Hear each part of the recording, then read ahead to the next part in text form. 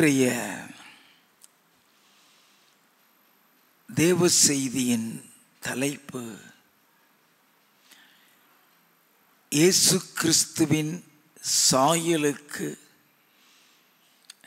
நம்மை மாற்றக்கூடிய சுத்திகரிப்பின் ஜெபம் பாகம் 2.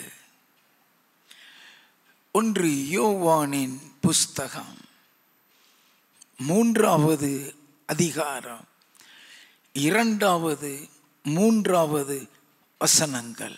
பிரியமானவர்களே, இப்பொழுது தேவனுடைய பிள்ளைகளாயிருக்கிறோம். இனி எவ்விதமாயிருப்போம் என்று இன்னும் வெளிப்படவில்லை. ஆகிலும் அவர் வெளிப்படும் போது அவர் இருக்கிற வண்ணமாகவே நாம் அவரை தரிசிப்பதினால் அவருக்கு ஒப்பா இருப்போம் என்று அறிந்திருக்கிறோம். அவர் மேல் இப்படிப்பட்ட நம்பிக்கை வைத்திருக்கிறவனவனும் அவர் சுத்தமுள்ளவராய் இருக்கிறது போல தன்னையும் சுத்திகரித்து கொள்ளுகிறான். அவர் வெளிப்படும் பொழுது அவர் இருக்கிற வண்ணமாகவே நாம் அவரை தரிசிப்பதினால் அவருக்கு ஒப்பாயிருப்போம் என்று அறிந்திருக்கிறோம். இயேசு கிறிஸ்துவின் வருகையில் அவருடைய சமூகத்திலே போய் நிற்க வேண்டுமானால் இந்த வசனத்தின்படி அவருடைய சாயலுக்கு நாம் மாறி இருக்க வேண்டும். அப்படி என்றால்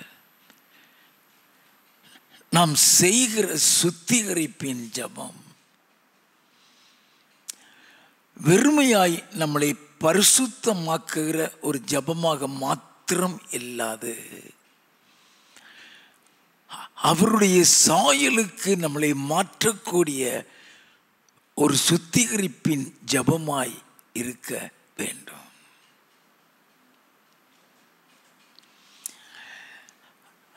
அவருடைய சாயலுக்கு மாற வேண்டுமானால் அவருக்கு பிரியமாய் நடக்கிறது எப்படிங்கிறதை அவர் நமக்கு கற்றுக் கொடுக்கக்கூடிய அனுபவத்திற்குள் நாம் போக வேண்டும். நல்லா தெரிந்து கொள்ள வேண்டும். நீ தேவ சமூகத்தில் நீ போயிட்டினாலே நீ செய்கிறது தப்புங்கிறத அவர் உனக்கு சொல்லித்தான் ஆக வேண்டும். அதுக்கு பேர் தான் சுத்திகரிப்பின் ஜெபம். நல்லா கவனிங்க. இந்த சுத்திகரிப்புங்கிறது உன்னை இயேசுவை போல மாற்றக்கூடியதாக இருக்க வேண்டும். அதில் அந்த சுத்திகரிப்புல எந்த பிரயோஜனமும் இல்லை. நல்லா கவனித்துக் கொள்ள வேண்டும். எபேசியரின் புஸ்தகம் 1வது அதிகாரம் 4வது வசனம். தமக்கு முன்பாக நாம் அன்பில் பரிசுத்தம் உள்ளவர்களும் குற்றமில்லாதவர்களுமாய் இருப்பதற்கு அவர் உலக தோற்றத்துக்கு முன்னே கிறிஸ்துவுக்குள் நம்மை தெரிந்து கொண்டபடியே. நல்லா கவனிக்க வேண்டும். வேதம் சொல்லுகிறது தமக்கு முன்பாக அன்பில் பரிசுத்தம் உள்ளவர்களும் குற்றமில்லாதவர்களுமாய் இருப்பதற்கு உலக தோற்றத்திற்கு முன்னே கிறிஸ்துவுக்குள் தெரிந்து கொண்டார் என்று எழுதப்பட்டிருக்கிறது. What does it mean? நம்ம எல்லாருக்குமே அன்பை பற்றி தெரியும். We know it is love. ஆனால் ஆண்டவர் தெரிந்து கொண்ட நோக்கம் அன்பில் பரிசுத்தம். What is that? அன்புனா என்ன? அன்புல பரிசுத்தம்னா என்ன? யோபுவின் புஸ்தகம் 42வது அதிகாரம் 10வது வசனம். யோபு தன் சிநேகிதருக்காக வேண்டுதல் செய்த போது கர்த்தர் அவன் சிறையிருப்பை மாற்றினார். நல்ல கவனிங்க. யோபு தன் சிநேகிதருக்காக ஜெபித்த பொழுது அது அவனுடைய சிநேகிதன் மீது வைத்திருக்கிற அன்பு. நல்லா கவனித்துக் கொள்ள வேண்டாம். ஆதியாகமம் 13வது அதிகாரம் 7வது வசனம். ஆபிராமுடைய மந்தை மேய்ப்பருக்கும் லோத்துடைய மந்தை மேய்ப்பருக்கும் வாக்குவாதம் உண்டாயிற்று. 2 பேத்துக்குள்ள மனஸ்தாபங்கள். 11வது வசனம். அப்பொழுது லோத்து யோர்தானுக்கு அருகான சமபூமி முழுவதையும் தெரிந்து கொண்டு கிழக்கே பிரயாணப்பட்டு போனான். இப்படி அவர்கள் ஒருவரை ஒருவர் விட்டு பிரிந்தார்கள். 2 பேரும் பிரிஞ்சிட்டான். அப்புறம் எந்த அளவு உடைஞ்சிருப்பான் தெரியுமா? ஆபிரகாமுடைய தகப்பன் இறந்ததுக்கு அப்புறம் லோத்த பெத்த பிள்ளை மாதிரி தான் பார்த்தான். இன்னைக்கு அவன் பிரிஞ்சு போயிட்டான்.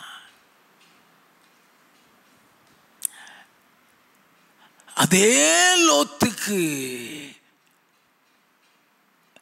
ஒரு தீமை நடந்ததை கேள்விப்படுறான். ஆதியாகமம் 14வது அதிகாரம் 1வது 2வது வசனங்கள். ஸ்னேயாரின் ராஜாவாகிய அம்ராபேலும் ஏலாசாரின் ராஜாவாகிய அரியோலும் ஏலாமின் ராஜாவாகிய கெதர்லாகோமேரும் ஜாதிகளின் ராஜாவாகிய திதியாலும் இருந்த நாட்களில் அவர்கள் சோதோமின் ராஜாவாகிய பேராவோடும் கொமோராவின் ராஜாவாகிய பிர்சாவோடும் அத்மாவின் ராஜாவாகிய ஸ்னேயோவோடும் செபோய்மின் ராஜாவாகிய செமேப்பரோடும் சோவார் என்னும் பேலாவின் ராஜாவோடும் யுத்தம் பண்ணினார்கள். சோதோமின் ராஜான்னு சொல்லப்பட்டிருக்கிறது. அப்படின்னா லோத்து போய் குடியிருந்த அந்த தேசத்திற்கு விரோதமாக யுத்தம் வந்துருச்சு.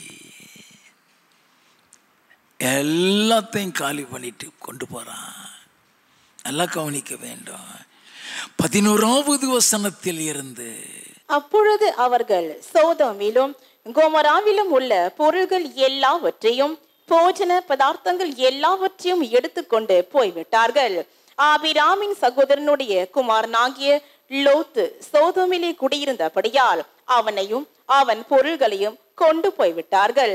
லோத்தையும் அவன் பொருளையும் சேர்த்து கொண்டு போயிட்டாங்க. வாசிப்போம். தப்பியோடின ஒருவன் எபிரேயன் ஆகிய ஆபிராம் இடத்தில் வந்து அதை அறிவித்தான். நல்ல கவனிங்க. அந்த செய்தி ஆபிரகாமுடைய காதுக்கு வருது. 14வது வசனத்தில் இருந்து.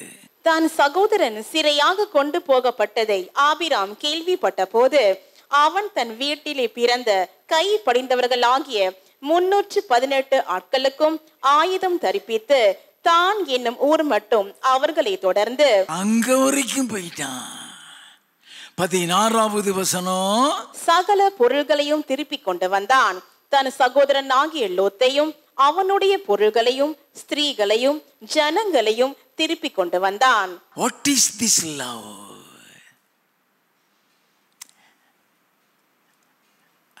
அவன் செய்த தீமையெல்லாம் மறந்துட்டான்.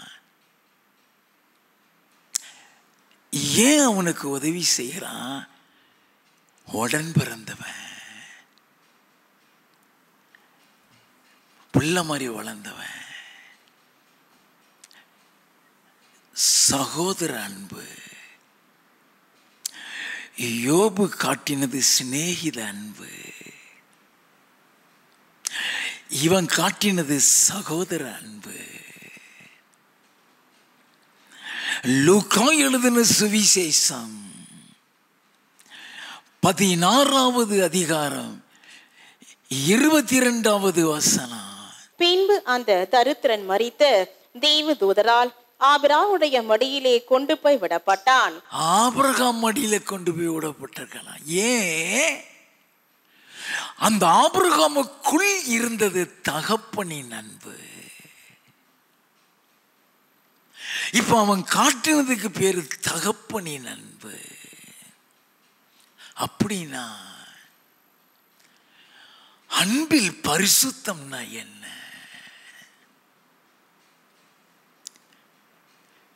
That should not defile the love you have for your enemies. நல்ல கவனிங்க. அப்ப அன்பில் பரிசுத்தம்னா என்ன? மத்தேயு எழுதினதான சுவிசேஷம் 5வது அதிகாரம் 44வது வசனம். நான் உங்களுக்கு சொல்லுகிறேன், உங்கள் சத்துருக்களை சிநேகியுங்கள், உங்களை சபிக்கிறவர்களை ஆசீர்வதியுங்கள், உங்களை பகைக்கிறவர்களுக்கு நன்மை செய்யுங்கள், உங்களை நிந்திக்கிறவர்களுக்காகவும் உங்களை துன்பப்படுத்துகிறவர்களுக்காகவும் ஜெபம் பண்ணுங்கள். என்ன? நல்ல கவனிங்க. உனக்கு யாரு தீமை செய்கிறானோ அவனை நேசி. அதுதான்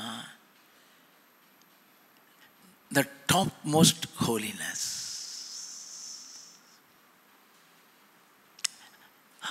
அதுதான் அன்புல பரிசுத்தம். நல்லா கவனிக்க வேண்டும்.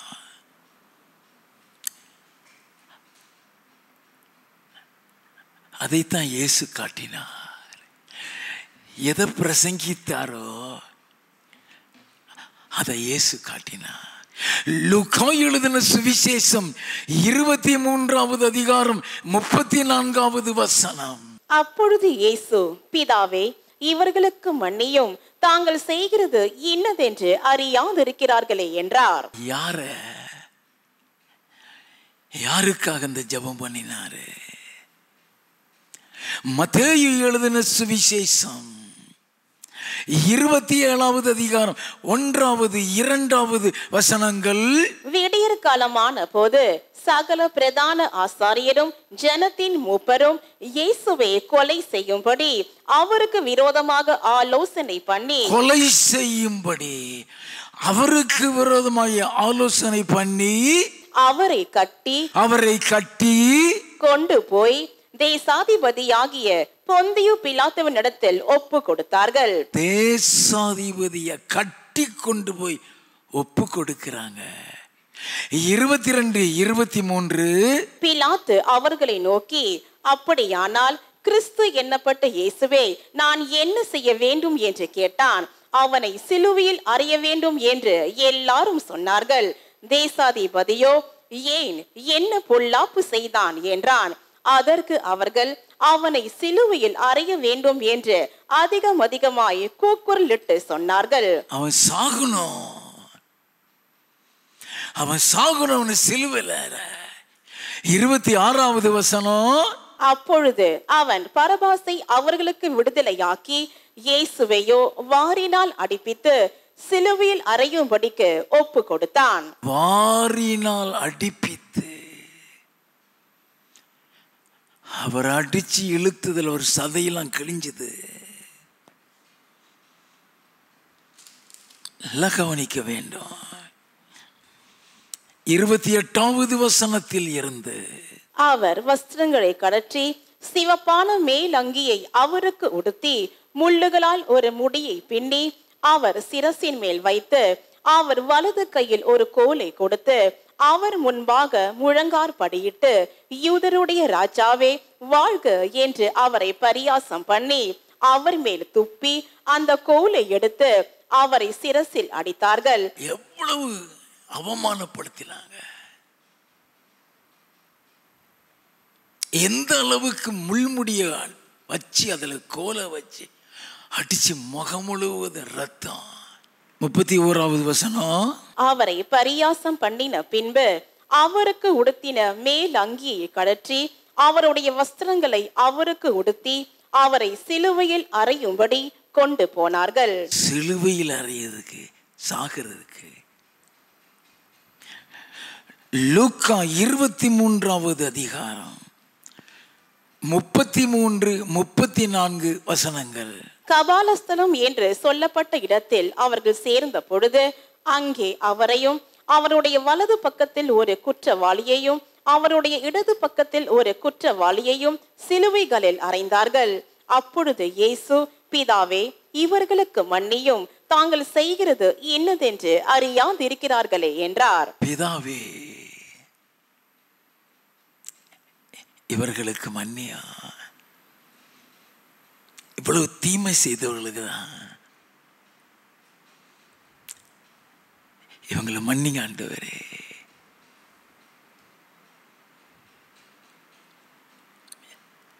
ஜெபம் பண்றாரு. 46, 47. இயேசு, பிதாவே, உம்முடைய கைகளில் என் ஆவியை ஒப்புவிக்கிறேன் என்று மகா சத்தமாய் கூப்பிட்டு சொன்னார். இப்படி சொல்லி ஜீவனை விட்டார். 100க்கு அதிபதி சம்பவித்ததை கண்டு, மெய்யாகவே இந்த மனுஷன் நீதிபரனா இருந்தான் என்று சொல்லி தேவனை மகிமைப்படுத்தினான். அவருடைய நடக்கையை பார்த்து, அவருடைய அன்பை பார்த்து, மெய்யாகவே இந்த மனுஷன் நீதிபரன், யார் பரிசுத்தவான்?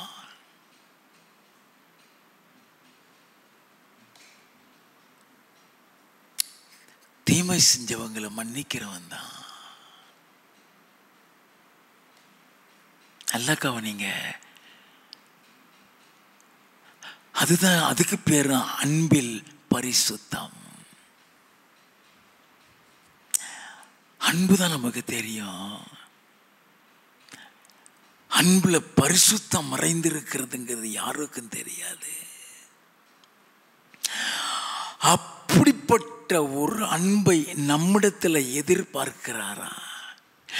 யோவான் எழுதின சுவிசேஷம் 13வது அதிகாரம் 34வது வசனம். நீங்கள் ஒருவரில் ஒருவர் அன்பாயிருங்கள், நான் உங்களில் அன்பாயிருந்தது போல நீங்களும் ஒருவரில் ஒருவர் அன்பாயிருங்கள் என்கிற புதிதான கட்டளையை உங்களுக்கு கொடுக்கிறேன். நான் உங்களிடத்தில் அன்பாயிருந்தது போல.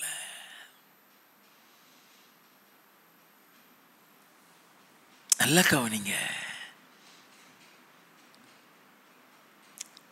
அவரை யூதாஸ் காட்டி கொடுக்கிறான். அவன் காட்டி கொடுக்க வந்துட்டாங்கிறத சொல்றாரு. மத்தேயு எழுதின சுவிசேஷம் 26வது அதிகாரம் 46வது வசனம். என்னை காட்டி கொடுக்கிறவன் இதோ வந்து விட்டான், எழுந்திருங்கள் போவோம் என்றார். 50வது வசனம். இயேசு அவனை நோக்கி, சிநேகிதனே, என்னத்திற்காக வந்திருக்கிறாய் என்றாய். என்ன அர்த்தம் அது? எதுவுமே தெரியாதது மாதிரி கேட்கிறாரு. என்னை காட்டி கொடுக்கிறன்னு சொல்லிட்டு தான் வர்றாரு. He knows everything. அது தெரியாதது மாதிரி நடக்கிறாரே, அதுதான் கிறிஸ்துவின் அன்பு.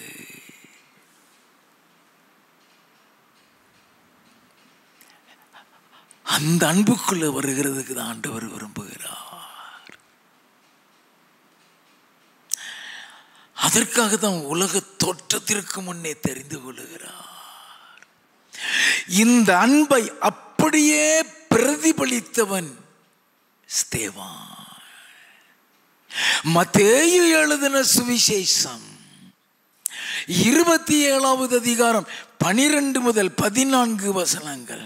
பிரதான ஆசாரியரும் மூப்பரும் அவர் மேல் குற்றம் சாட்டுகையில் அவர் மாறுதரும் ஒன்றும் சொல்லவில்லை. அப்பொழுது பிலாத்து அவரை நோக்கி, இவர்கள் உன்மேல் எத்தனையோ குற்றங்களை சாட்டுகிறார்களே, உன் மேல எத்தனையோ குற்றங்களை சாட்டுகிறார்களே, நீ அவைகளை கேட்கவில்லையா என்றான். அவரோ ஒரு வார்த்தையும் மாறுதரமாக சொல்லவில்லை. அவங்களை குற்றப்படுத்தல, ஒரு வார்த்தை கூட மாறுதரமா சொல்லவில்லை. அதனால் தேசாதிபதி மிகவும் ஆச்சரியப்பட்டான். அதிசயப்படுகிறான். அப்படி ஒரு மனுஷனா தன்னுடைய நியாயத்துக்காக கூட சொல்லலையே.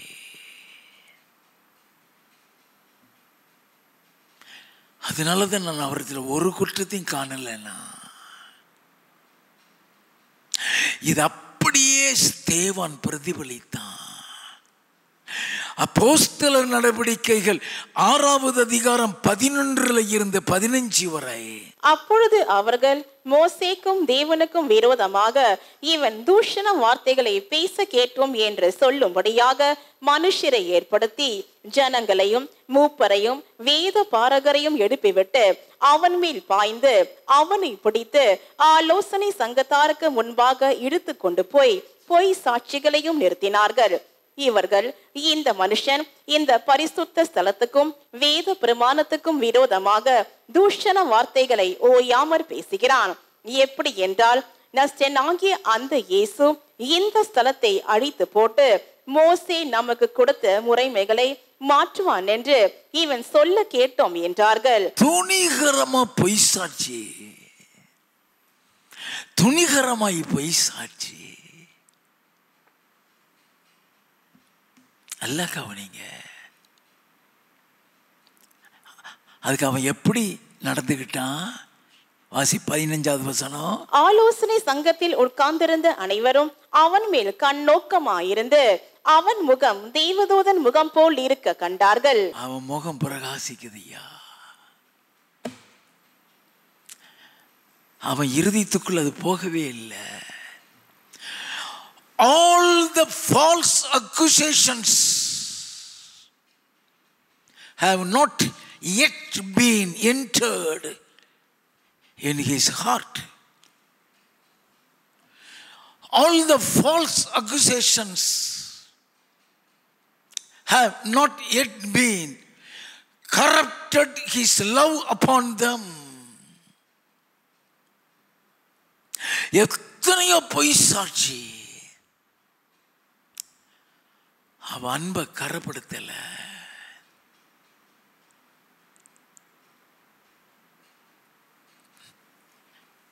நல்ல கவனிங்க. இயேசு ஜெபித்தாரே, லூக்கா 23:34, பிதாவே இவர்களை மன்னியும். முள்முடி வச்சவனதான். ஸ்தேவான் எப்படி நடந்துகிட்டான்? அப்போஸ்தலர் 7வது அதிகாரம் 58 60 வரை. அவனை நகரத்துக்கு புறம்பே தள்ளி அவனை கல் எறிந்தார்கள். சாட்சிக்காரர் தங்கள் வஸ்திரங்களை கழற்றி சவுல் எண்ணப்பட்ட ஒரு வாலிபனுடைய பாதத்தின் அருகே வைத்தார்கள். அப்பொழுது கர்த்தராகிய இயேசுவே, என் ஆவியை ஏற்றுக்கொள்ளும் என்று ஸ்தேவான் தொழுது கொள்ளுகையில் அவனை கல் எறிந்தார்கள். கல்லெறிகிறாங்க, சாகடிக்கிறாங்க. He was about to die. நல்லா கவனிக்க வேண்டாம்.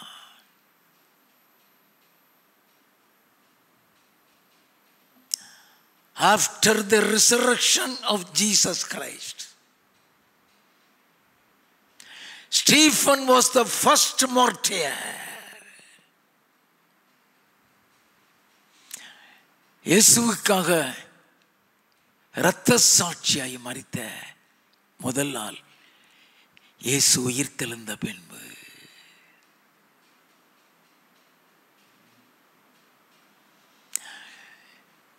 இயேசு உயிரோடு இருக்கும் பொழுது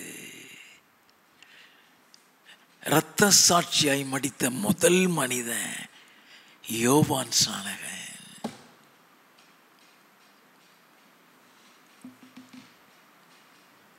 நல்லா கவனிக்க வேண்டும். அந்த கடைசி நேரத்திலையும் அவன் ஜெபிக்கிறான். 60வது வசனம். அவனோ முழங்கார் படையிட்டு, ஆண்டவரே, இவர்கள் மேல் இந்த பாவத்தை சுமத்தாதிரும் என்று மிகுந்த சத்தமிட்டு சொன்னான். இப்படி சொல்லி நித்திரை அடைந்தான். அதனாலதான் அவனை அழைக்கிறதற்கு பிதாவோடு கூட இயேசு வந்து நிற்கிறார். நீ அன்பு செலுத்தினீன்னா அவன் கூட எங்கனாலும் வருவா. நீ அன்பு செலுத்தினீன்னா அவன் கூட எங்கனாலும் வருவா.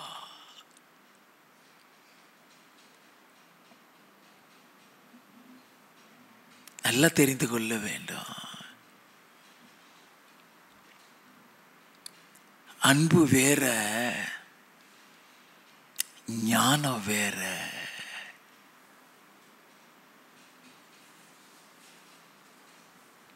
இயேசு கிறிஸ்து இந்த உலகத்துக்கு வந்த நோக்கமே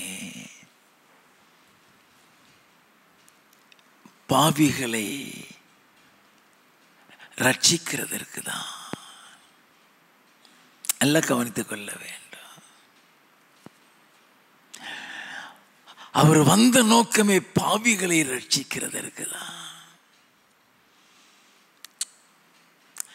சிலுவையில் 2 கல் அவரோடு கூட அறையப்பட்டிருக்கிறான். நல்லா கவனிங்க. அன்பு வேற, ஞானம் வேற. எனக்கு கர்த்தர் சொல்லி கொடுத்தார். அன்புனா என்னது, ஞானம்னா என்னது? லூக்கா எழுதின சுவிசேஷம் 23வது அதிகாரம் 33வது வசனம்.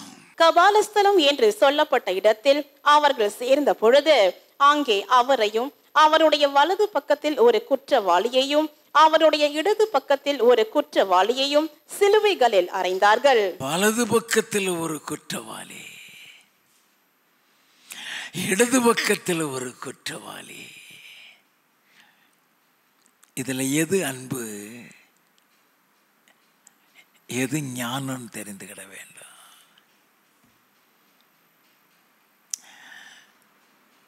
முப்பத்தி 34வது வசனம்.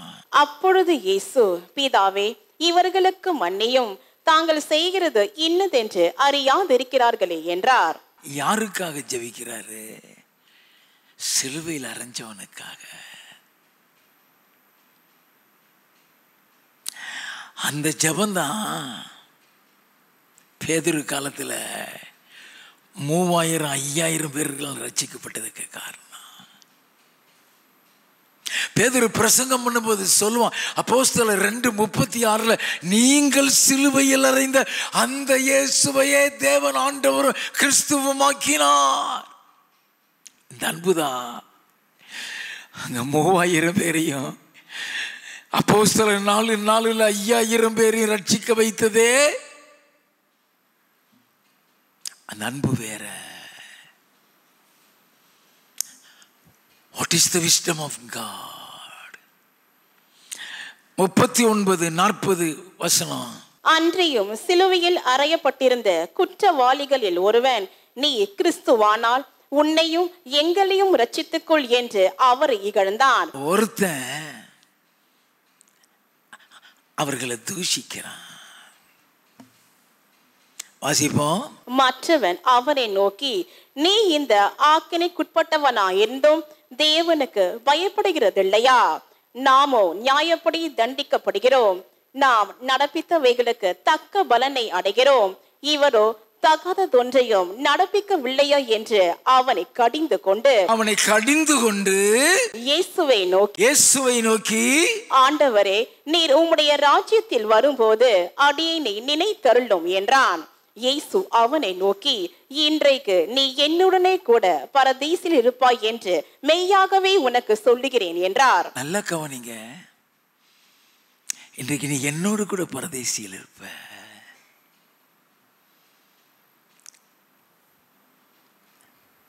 அது அன்பு. அவன் கொலை செஞ்சிருப்பான், கொள்ளடிச்சிருப்பான், களவு என்னென்ன பாவம் செஞ்சாலும் தெரியாது.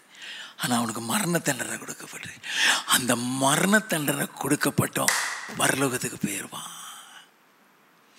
அவன் கூடயே அறையப்பட்ட இன்னொருத்தனுக்குள்ள மனமாற்றம் வரல. அவன் இயேசுவை தூசிக்கிறான். அவனை பார்த்து ஒண்ணுமே சொல்லல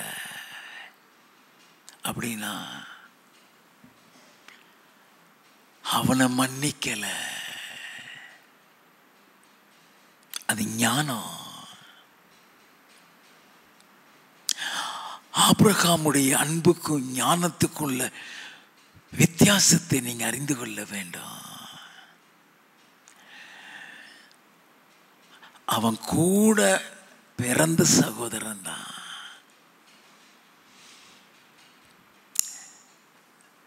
சோதோமுக்கு விரோதமா யுத்தம் வந்து அவங்கள பிடிச்சிட்டு போயிட்டாங்கன்ன உடனே இருதயம் துடிக்குது.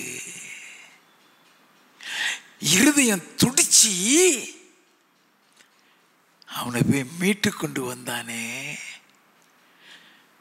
அவன் சகோதரன் மீது வைத்திருக்கிற அன்பு.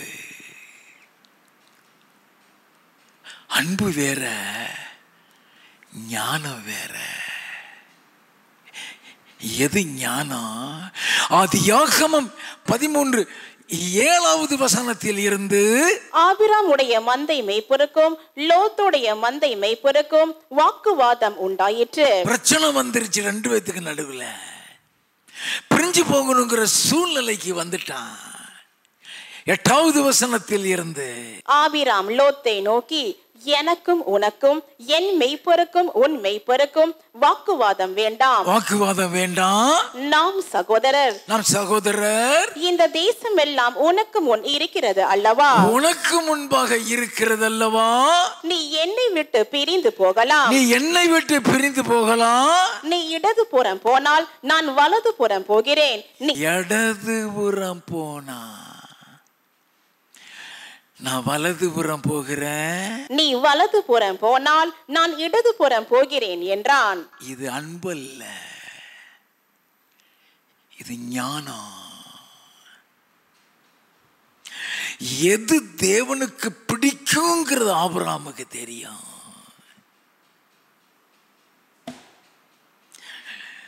அவனை மாதிரி சண்டை போட்டுட்டு இருக்கிறதல்ல, இல்லை இதுதான் எனக்கு வேணும்னு சொல்றது அல்ல, இல்லை என்னத்தனப்பா கர்த்தர் அழைத்து கொண்டு வந்தாருன்னு சொல்றதுக்கு இல்லை. உனக்கு எது வேணுமோ எடுத்துக்கப்பா,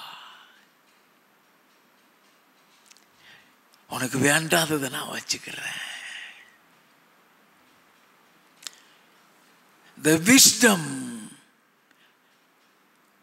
எது ஆண்டவருக்கு பிடிக்குங்கிறத சொல்லி கொடுக்கும். அந்த ஞானம் சொல்லி கொடுக்கும். எது ஆண்டவருக்கு பிடிக்கும், எது அது பிடிக்காதுன்னு அவர் பார்த்துக்கிட்டு தான் இருப்பாரு. நாம தெரிந்து கொள்ள வேண்டும். ஆபிரகாமுடைய வாழ்க்கையில பல சோதனை கட்டங்கள் நடந்தது உண்டு. தேவனுடைய சிநேகிதன் தான். மனைவியை பிரியப்படுத்த ஆகாரம் சேர்த்துட்டான்.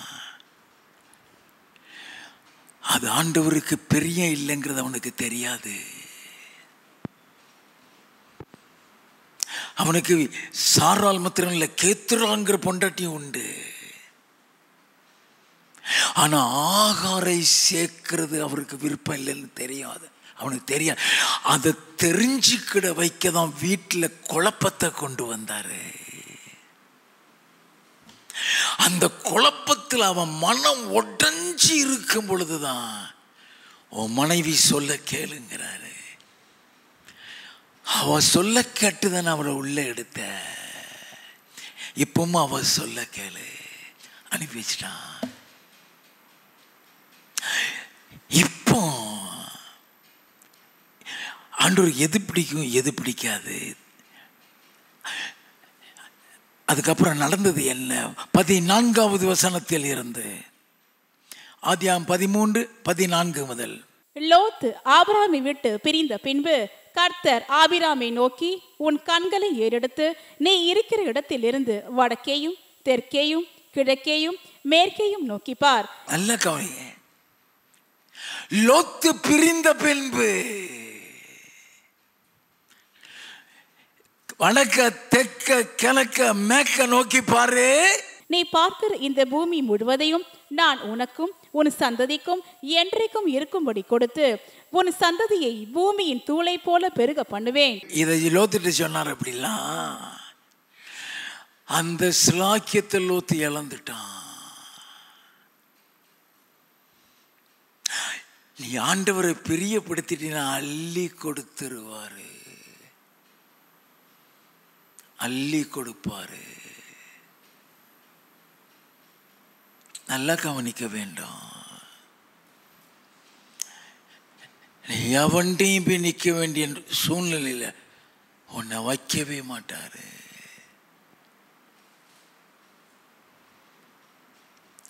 அப்போ ஆபிரகாமுக்கு எது ஆண்டவருக்கு பிடிக்கும்னு சொல்லி செய்கிறான் பாரு, அது ஞானம்.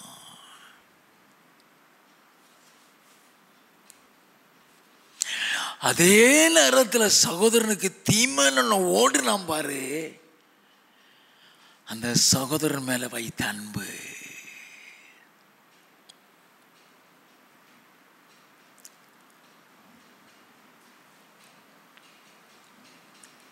ஆபிரகாமுடைய வாழ்க்கையிலும் பலதரப்பட்ட அன்புகள் உண்டு.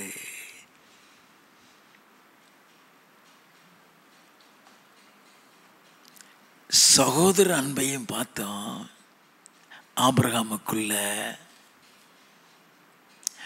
அதே ஆபிரகாமுக்குள்ள தகப்பனின் அன்பையும் பார்த்தோம். அதே ஆபிரகாமுக்குள்ள அன்பில் பரிசுத்தமும் உண்டு. ஆதியாகமம் 20வது அதிகாரம் 1, 2 வசனங்கள். ஆபிரகாம் அவ்விடம் விட்டு தென் தேசத்திற்கு பிரயாணம் பண்ணி காதேசுக்கும் சூருக்கும் நடுவாக குடியேறி கேராரிலே தங்கினான். அங்கே ஆபிரகாம் தன் மனைவியாகிய சாராளை தன் சகோதரி என்று சொன்னதினாலே கேராரின் ராஜாவாகிய அபிமெலேக்கு ஆள் அனுப்பி சாராளை அழைப்பித்தான். அவன் சாராளை தூக்கிட்டு போயிட்டான். சாராளை தூக்கிட்டு போன உடனே அபிமெலேக்குடைய முழு குடும்பங்களுடைய கற்பங்கள் அடைக்கப்பட்டுருச்சு. அபிமெலேக்குக்கு ஆண்டவர் தரிசனமாகிறார் சொப்பனத்துல. கர்த்தர் சொல்லுகிறார் 7வது வசனம், அந்த மனுஷனுடைய மனைவியை அவனிடத்திற்கு அனுப்பிவிடு, அவன் ஒரு தீர்க்கதரிசி, நீ பிழைக்கும்படிக்கு அவன் உனக்காக வேண்டுதல் செய்வான். நீ பிழைக்கும்படி தீமை செய்த உனக்கு அவன் ஜெபிப்பான். உனக்கு அவன் ஜெபிப்பான்பா. தீமை செய்தவனுக்காக நீ ஜெபிக்கிறியா? அது அன்புல பரிசுத்தம். 17, 18. ஆபிரகாம் உடைய மனைவியாகிய சாராள் நிமித்தம் கர்த்தர் அபிமெலேக்குடைய வீட்டாரின் கற்பங்களை எல்லாம் அடைத்திருந்தபடியால் ஆபிரகாம் தேவனை நோக்கி வேண்டிக் கொண்டான். அப்பொழுது தேவன் அபிமெலேக்கையும் அவன் மனைவியையும் அவன் வேலைக்காரிகளையும் குணமாக்கி பிள்ளை பெறும்படி அனுக்கிரகம் பண்ணினார். நல்லா கவனிங்க.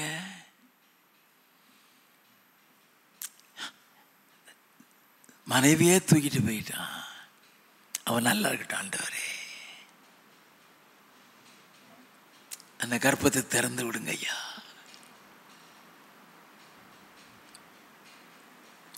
அது அன்பில் பரிசுத்தம். உனக்கு தீமை செய்கிறவங்களுக்காக நீ ஜெபிக்கிறியா?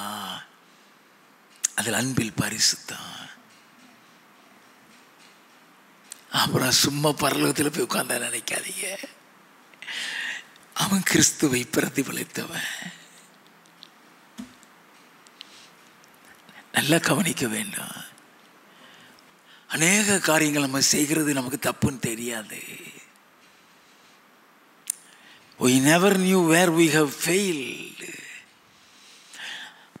அதுக்கு தான் ஆண்டவர் சொல்லுகிறார். இயேசு சொன்னார், மத்தேயு எழுதின சுவிசேஷம் 5வது அதிகாரம் 8வது வசனம், இருதயத்தில் சுத்தம் உள்ளவர்கள் பாக்கியவான்கள், அவர்கள் தேவனை தரிசிப்பார்கள். ஆண்டவர் எதிர்பார்க்கிற ஒரு சுத்தம். அதற்குத்தான் அந்த பிரேயர் ஆஃப் சாங்டிஃபிகேஷன்.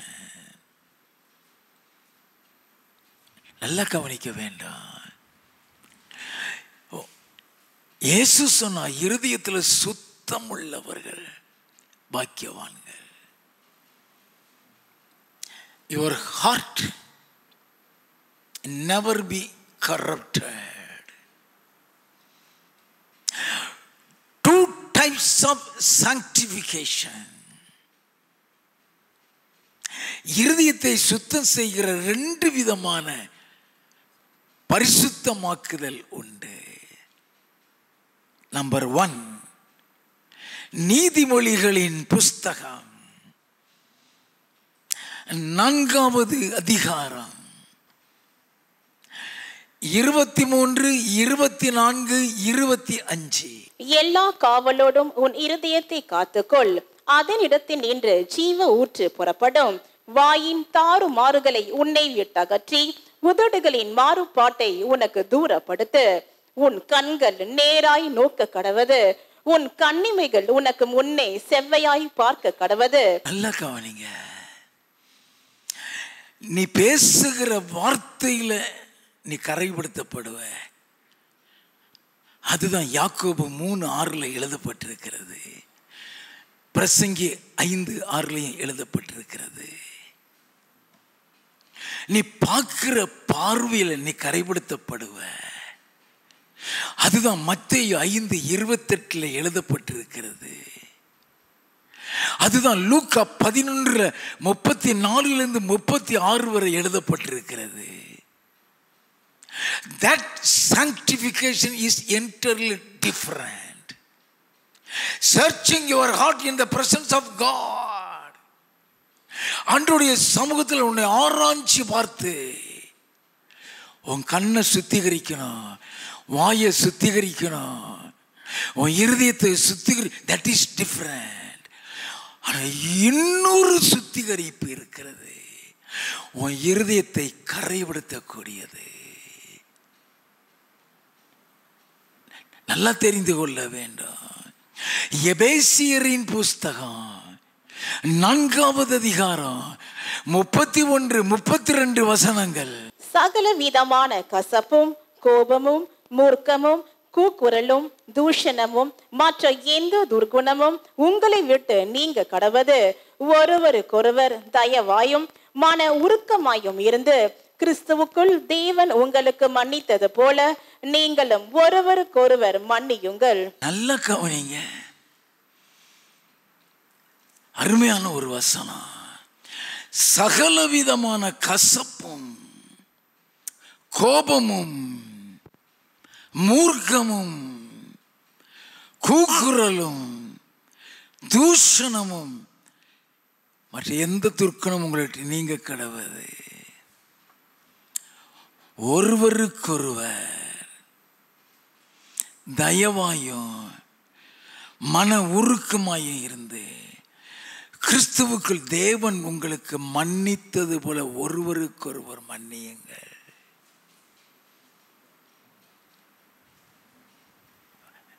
இருதயத்தில் கோபம் கசப்பு உன் இருதயத்தில் இருக்கிற அன்பை தூக்கி வீசிடும் வெளியே. மன்னிக்கிற சுபாவத்தை உன்னோட தூக்கி வீசிடும். நமக்கு தெரியாது, மன்னிக்கலைன்னா பரலோகம் கிடையாதுங்க, நம்ம யாருக்கும் தெரியாது. மத்தேயு எழுதின சுவிசேஷம் 6வது அதிகாரம் 14, 15 வசனங்கள். மனுஷருடைய தப்பிதங்களை நீங்கள் அவர்களுக்கு மன்னித்தால் உங்கள் பரமபிதா உங்களுக்கு மன்னிப்பார். மனுஷருடைய தப்பிதங்களை நீங்கள் அவர்களுக்கு மன்னியாதிருந்தால் உங்கள் பிதா உங்கள் தப்பிதங்களையும் மன்னியாதிருப்பார். அவர் மன்னிக்கலைன்னா பரலோகம் கிடையாது. அப்ப அவர் கண்டிஷனல் forgiveness. நீ மன்னி, உன் இருதயத்தில் வைக்காத, நீ மன்னி.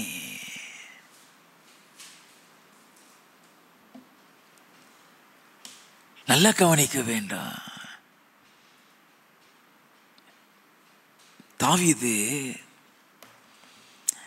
தேவனுடைய இருதயத்துக்கு ஏற்றவன் தான். ஆனா தாவீதுடைய வாழ்க்கையிலும் கூட மன்னிக்க முடியாத ஒரு சூழ்நிலை. ஒன்று சாமுவேலின் புஸ்தகம் 25வது அதிகாரம் 2வது வசனத்தில் இருந்து, மாக்கோனிலே ஒரு மனுஷன் இருந்தான். அவனுடைய தொழில்துறை கர்மேலில் இருந்தது. அந்த மனுஷன் மகா பாரி குடித்தனக்காரனாய் இருந்தான். அவனுக்கு 3000 ஆடும் 1000 வெள்ளாடும் இருந்தது. 3000 ஆடா, 1000 வெள்ளாடு, மொத்தம் 4000 ஆடு. அப்ப எவ்வளவு பெரிய பணக்காரன் இருந்திருப்பான் அந்த காலத்துல. பல 1000 ஆண்டுக்கு முன்னால் உள்ள சம்பவம் அது. வாசிப்போம். அவன் அப்பொழுது கர்மேலில் தன் ஆடுகளை மயிர் கத்தரித்துக் கொண்டிருந்தான். அந்த மனுஷனுக்கு நாபால் என்றும் அவன் மனைவிக்கு அபிகாயில் என்றும் பெயர். அந்த ஸ்திரீ மகா புத்திசாலியும் ரூபவதியுமாயிருந்தாள். அவன் மகா புத்திசாலி. நல்லா கவனிக்க வேண்டாம்.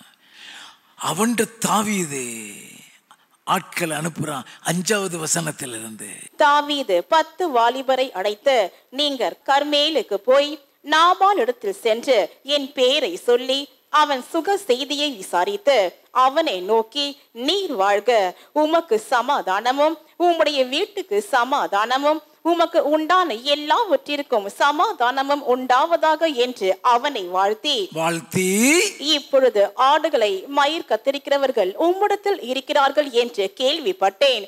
உம்முடைய மேய்ப்பர் எங்களோட கூட இருந்தார்கள். அவர்கள் கர்மேலில் இருந்த நாளெல்லாம் நாங்கள் அவர்களை வருத்தப்படுத்தவில்லை. அவர்களுடைய பொருள் ஒன்றும் காணாமற் போனதும் இல்லை. இவன் அவர்களுக்கு செய்த நன்மையை சொல்லிட்டு சொல்றான். வாசிப்போம். உம்முடைய வேலைக்காரரை கேளும், அவர்கள் உமக்கு சொல்லுவார்கள். ஆதலால் இந்த வாலிபருக்கு உம்முடைய கண்களிலே தயை கிடைக்க வேண்டும். நல்ல நாளில் வந்தோம். உம்முடைய கைக்கு உதவுவதை உம்முடைய ஊழியக்காரருக்கும் உம்முடைய குமாரனாகிய தாவீதுக்கும் கொடுக்கும்படி வேண்டுகிறேன் என்று சொல்லுங்கள் என்றான். உம்முடைய குமாரனாகிய தாவீதுக்கும். அதுக்கு என்ன பதில் சொன்னா? தாவீதின் வாலிபர் போய் இந்த வார்த்தைகளை எல்லாம் தாவீதின் நாமத்தினாலே நாபால் இடத்தில் சொல்லி பின்னொன்றும் பேசாதிருந்தார்கள். நாபால் தாவீதின் ஊழியக்காரருக்கு பிரதியுத்தரமாக, தாவீது என்பவன் யார்? வாசிப்போம். ஈசாயின் குமாரன் யார்? தங்கள் எஜமான்களை விட்டு ஓடி போகிற வேலைக்காரர் இந்நாளில் அநேகர் உண்டு. நான் என் அப்பத்தையும் என் தண்ணீரையும் என் ஆடுகளை மயிர் கத்திரிக்கிறவர்களுக்காக நான் அடித்து சமையல் பண்ணுவித்ததையும் எடுத்து இன்ன இடத்தார் என்று நான் அறியாத மனுஷருக்கு கொடுப்பேனோ என்றான். தாவீதின் வாலிபர் தங்கள் வழியே திரும்பி மறுபடியும் தாவீதின் இடத்தில் வந்து இந்த வார்த்தைகளை எல்லாம் அவனுக்கு அறிவித்தார்கள். நல்லா கவனிங்க. இப்படி சொல்லிட்டான். தாவீதுக்கு கோபம் வந்துருச்சு. வாசிப்போம். அப்பொழுது தாவீது தன் மனுஷரை பார்த்து, நீங்கள் அவரவர் உங்கள் பட்டயத்தை கட்டிக் கொள்ளுங்கள் என்றான். அவரவர் உங்கள் பட்டயத்தை கட்டிக்கொள்ளுங்கள் என்றான். அவரவர் தங்கள் பட்டயத்தை கட்டி கொண்டார்கள். தாவீதும் தன் பட்டயத்தை கட்டி கொண்டான். ஏறக்குறைய 400 பேர் தாவீதுக்கு பின் சென்று புறப்பட்டு போனார்கள். 400 பேரை கூட்டிட்டு போறான். அந்த 400 பேரை கூட்டிட்டு போற தாவீது என்ன சொன்னான் தெரியுமா? 21, 22 வசனங்கள். தாவீது தன் ஜனங்களை நோக்கி, அவனுக்கு வனாந்திரத்தில் இருக்கிறதை எல்லாம் வீணாகவே காப்பாற்றினேன். அவனுக்கு உண்டானதில் எல்லாம் ஒன்றும் காணாமற் போனதில்லை. என்றாலும் நன்மைக்கு பதிலாக அவன் எனக்கு தீமை செய்தான். அவனுக்கு உண்டான எல்லாவற்றிலும் சுவரில் நீர்விடும் ஒரு நாயை முதலாய் பொழுது விடியும் மட்டும் நான் உயிரோடே வைத்தால் தேவன் தாவீதின் சத்துருக்களுக்கு அதற்கு சரியாகவும் அதற்கு அதிகமாகவும் செய்ய கடவர் என்று சொல்லி இருந்தான். நல்ல கவனிங்க. ஒண்ணு கூட உயிர் கொடுக்காது. 4000 ஆட்டையும் காலி பண்ணிடுவான்.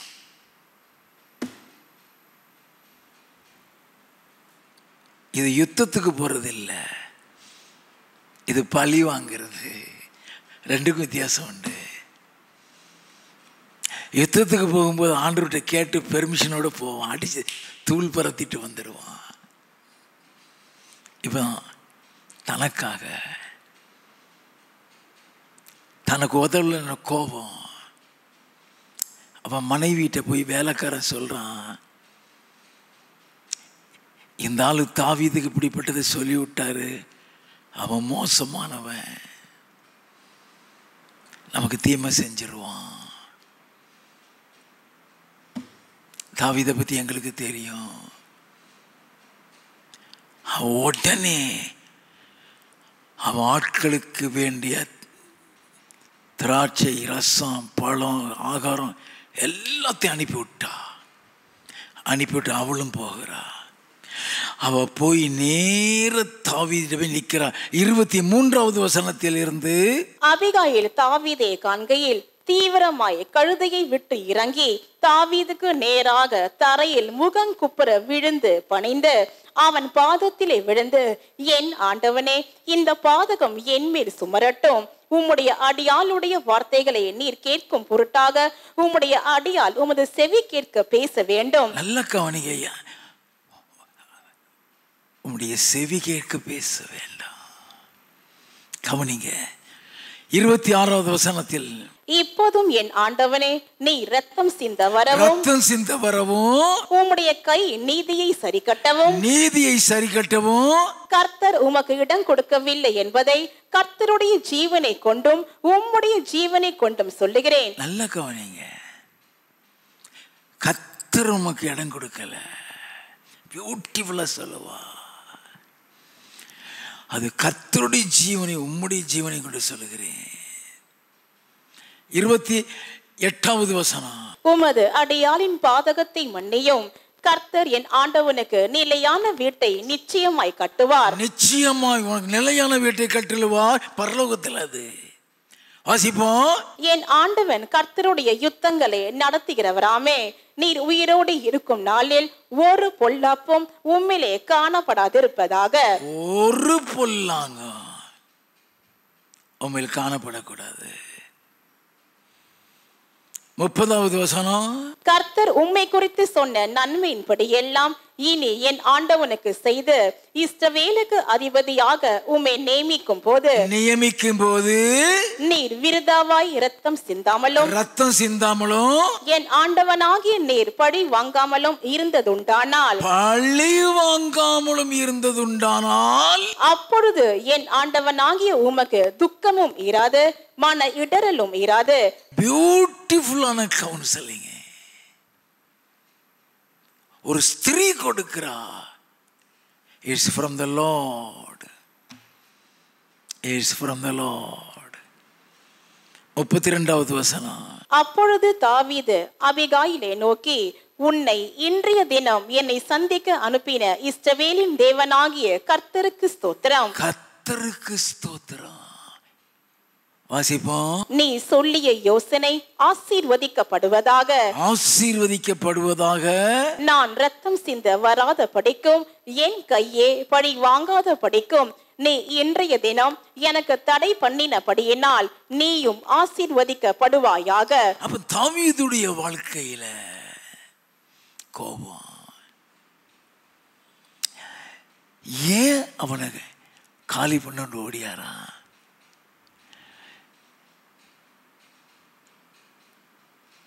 அன்பு இல்லை. அன்பு என்னெல்லாம் செய்யுமா? 1 கொரிந்தியரின் புஸ்தகம் 13வது அதிகாரம் 4 முதல் 7 வசனங்கள். அன்பு நீடிய சாந்தமும் தயவும் உள்ளது, அன்புக்கு பொறாமை இல்லை, அன்பு தன்னை புகழாது, இருமாப்பாயிராது. அன்பு வேதத்தில் அன்பை பற்றி ரொம்ப பியூட்டிஃபுல்லாக சொல்லுவேன். அது இருமாப்பாயிராது, அயோக்கியமானதை செய்யாது, தற்பொழிவை நாடாது, சினமடையாது. என்னது? டக்கு டக்குன்னு கோவம் வந்து ஓடியாந்தானே. அன்பு சினமடையாது. வாசிப்போம்.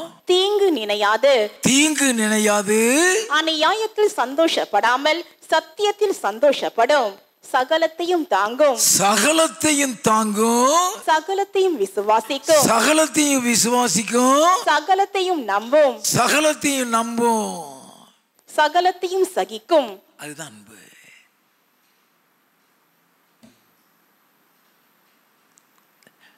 ஒரு ஸ்திரீ மூலம் கர்த்தர் தாவீதுக்கு சொல்லி விடுறாரு.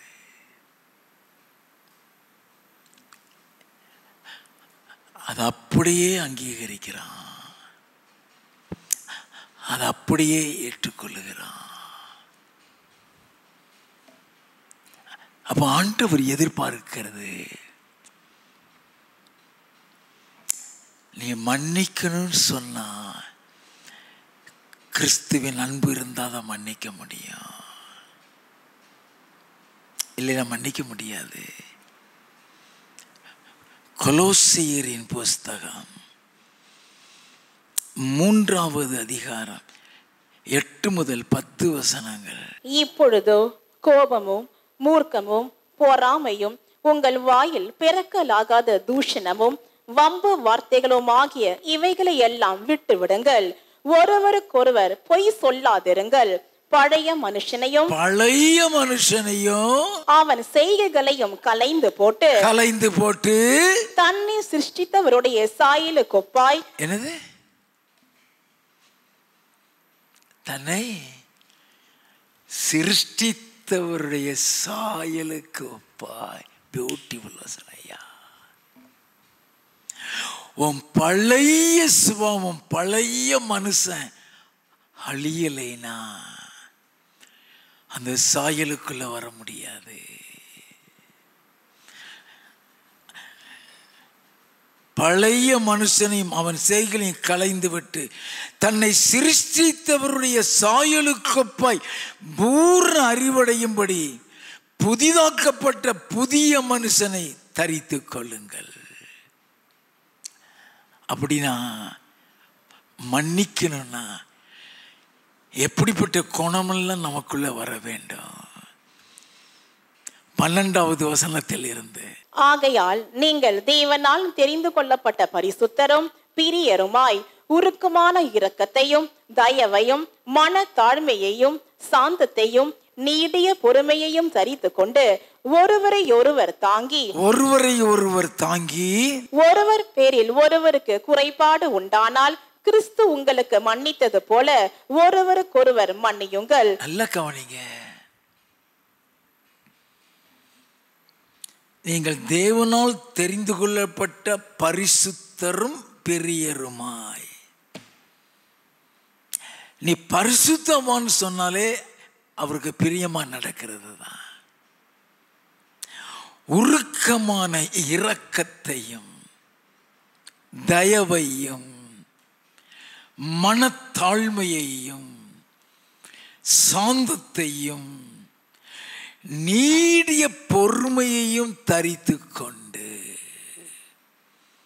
இவ்வளவு உள்ள வந்தாதான் நீ மன்னிக்க முடியும்.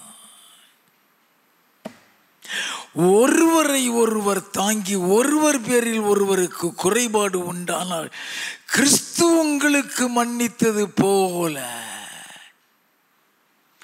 ஒருவருக்கொருவர் மன்னியுங்கள்.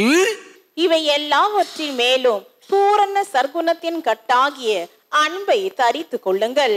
எல்லாவற்றிற்கு மேலாக பூரண சர்க்குணத்தின் கட்டாகிய அன்பை தரித்து கொள்ளுங்கள். தேவ சமாதானம் உங்கள் இருதயங்களில் ஆள கடவதற்கு. எப்பொழுது நீ சுத்திகரிக்கிறியா, நீ அந்த சுத்திகரிப்பு முடிச்சு நீ வெளியே வரும்போது உன் இருதயத்தில் சமாதானம் இருக்க வேண்டும். கசப்பு, வெறுப்பு, கோபம் உன்னை விட்டு நீங்க வேண்டாம். அப்படி நீ வரும் பொழுது மாத்திரம்தான்